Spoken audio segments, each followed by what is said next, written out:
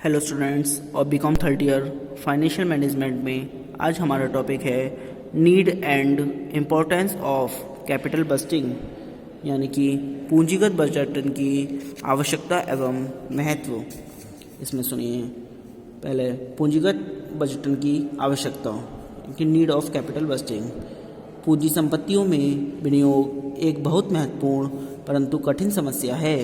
बजटन स्वयं में एक आवश्यक यंत्र है, परंतु पूंजी संपत्तियों के बजटन की आवश्यकता निम्नलिखित कारणों से और भी अधिक हो सकती है।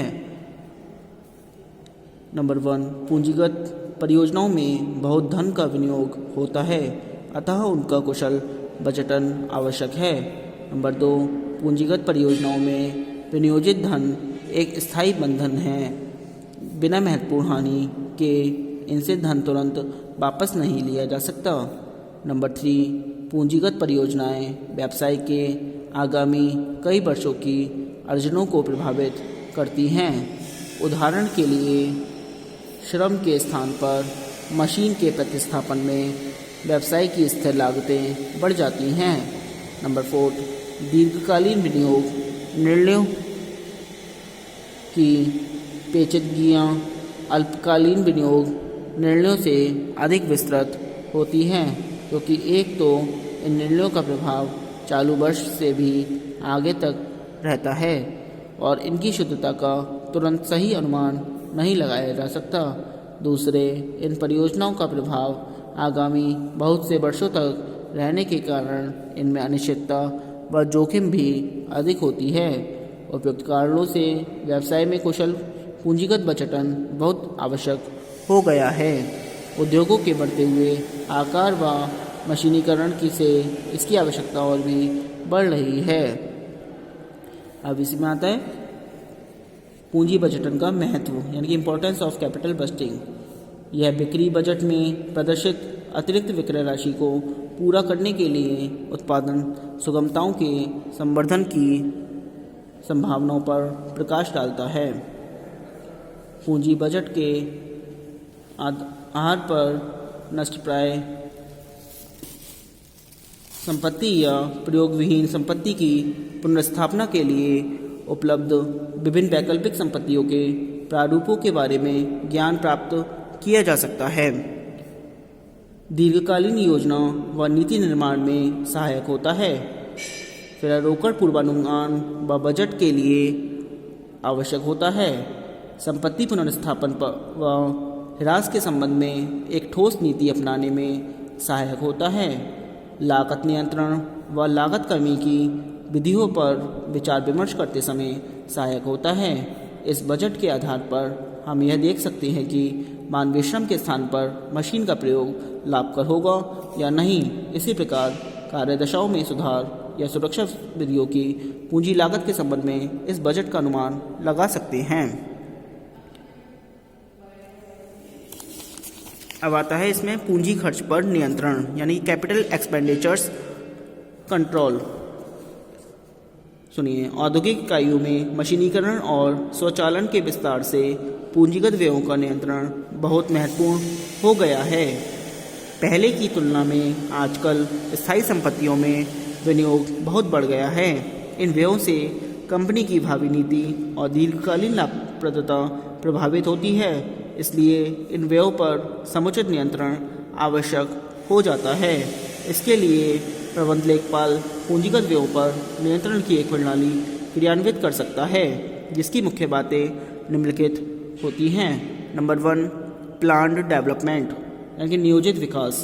पूंजीगत संपत्तियों में विनियोग इस प्रकार नियोजित किए जाएं जिससे कि कंपनी के प्रत्येक विभाग या इकाई का संतुलित विकास हो। पूंजीगत विनियोग प्रस्तावों के अनुमोदन और परिपालन के लिए एक सुदृढ़ संगठन स्थापित किया जाए। इसके लिए एक बजट विनियोजन समिति बनाई जा सकती है, जो कि प्रत्येक परियोजना की सुदृढ़ता व कंपनी के संतुलित विकास के लिए उत्तरदायी होगी। परियोजना पर प्रबंध के अनुमोदन के पश्चात जब उस पर वास्तव में कार्य प्रारंभ हो, उस समय भी इसकी सुदृढ़ता पर पुनर्विचार किया जाना चाहिए। नंबर 2, कैपिटल बजट, पूंजीगत बजट। कंपनी में चाहे बजटरी नियंत्रण की एक पूर्ण पद्धति ना भी हो तो भी पूंजीगत बजट बनाया जाए। परियोजना के लिए रोकड़ की उपलब्धता और संपत्ति की प्राप्ति को आश्वस्त करने के लिए पूंजीगत विनियोजनों और भुगतानों का पूर्व नियोजन आवश्यक हो जाता है। नंबर 3, प्रोग्रेस रिकॉर्ड, प्रगति अभिलेख। प्रत्येक पूंजीगत परियोजना की प्रगति दिखलाने के लिए उसका प्रगति अभिलेख रखना चाहिए। इसके लिए प्रत्येक स्वीकृत परियोजना के लिए एक पूंजीगत परियोजना पत्र रखा जाए जिस पर उस परियोजना का पूर्ण विवरण दिया जाए। जब किसी परियोजना पर कार्य चल रहा हो तो उसके अधिकृत व्ययों और वास्तविक व्ययों की एक निश्चित अवधि के बाद तुलना की जाए और अंतर ज्ञात किए जाएं तथा प्रबंध कोषों का भी ज्ञान होना चाहिए और कोषों की रकम के अनुकूल ही परियोजना का चुनाव करना चाहिए।